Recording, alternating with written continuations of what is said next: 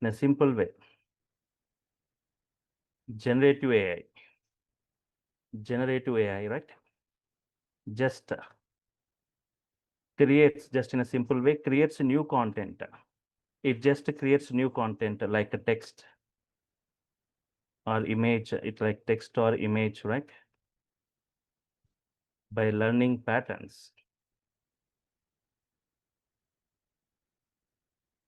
from data. From data.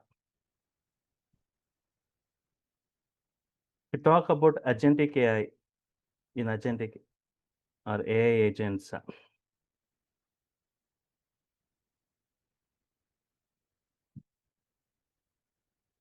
Focuses on making decisions.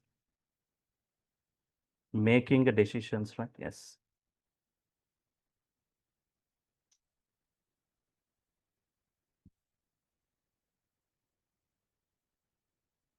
And executing actions. Focus on making decisions and executing actions to achieve the required goals.